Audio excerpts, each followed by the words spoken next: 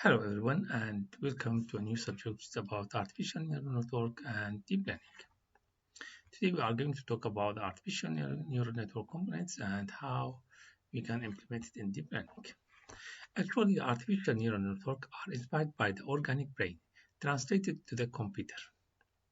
It's not a perfect comparison, but there are nuance, activation, and lots of interconnectivity even if the underlying processes are quite different.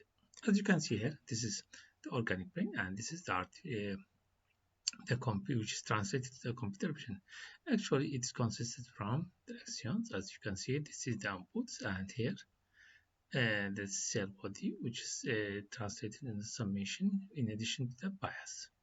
And here we are having the output. Let's take a coding neurons and single neurons, as you can see here. Here we have axon from a neuron, and we have the weight entered to the cell body.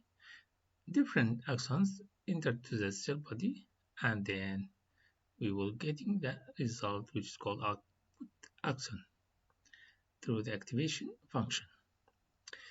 Let's take an example. Here we have three inputs. As you can see here, we have three inputs and the values are 1, 2, 3, with each input having its own weight.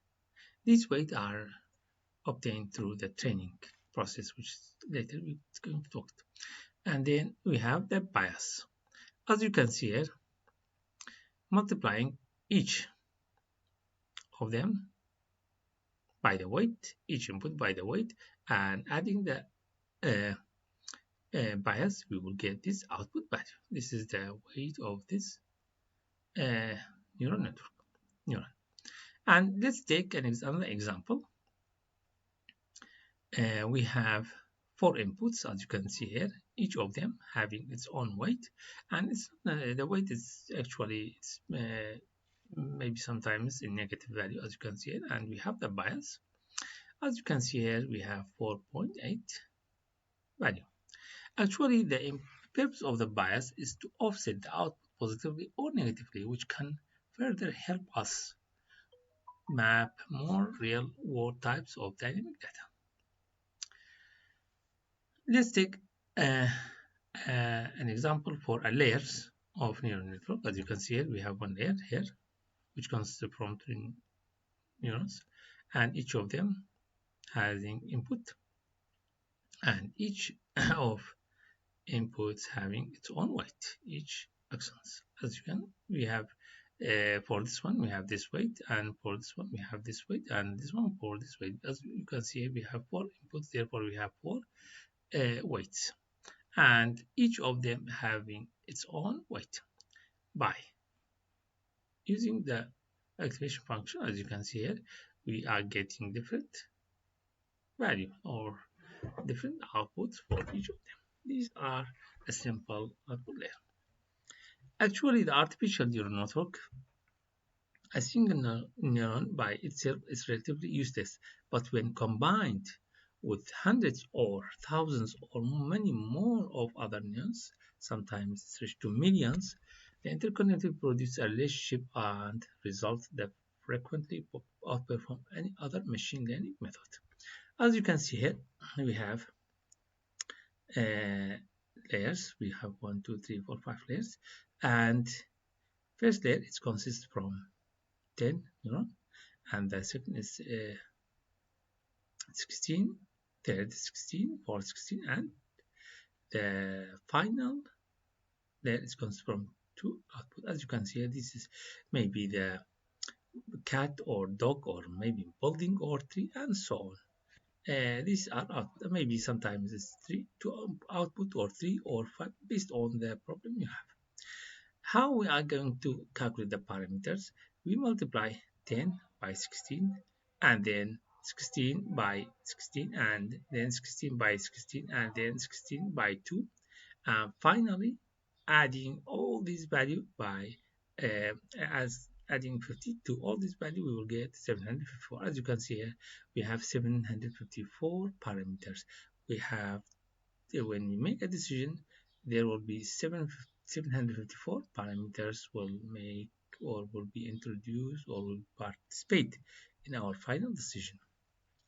As you can see here, we have two inputs, and we have here, after taking in consideration the layers, we will get two outputs here. Deep learning.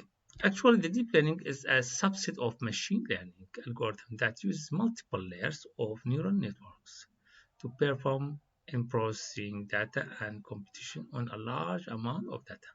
Deep learning algorithm works based on the function and working of the human brain. The deep learning algorithm is capable to learn without human supervision. No need for human supervision or interference. Can be used for both structured and unstructured types of data. It's more popular because it's not require human intervention. As you can see here, we have the input and we have two hidden layers. Then we have the output. These are three decisions, maybe cat or maybe cat, dog, or maybe a horse, or any based on the decision we are making, or maybe based on the decision we are and the weights, each of them has its own weights.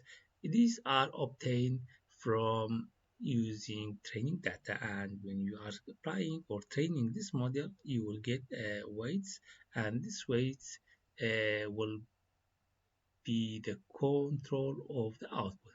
As much as you give them more training data, the result will be more accurate.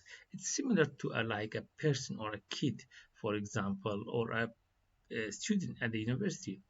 As much as, for example, the student solving a lot of examples, he will may be able to get more, for example, accurate, or we will be able to get or solve more results. Even the, for example, child, when or uh, you are trying to teach them some, for example, subjects, as much as you give him an example, he will be able to,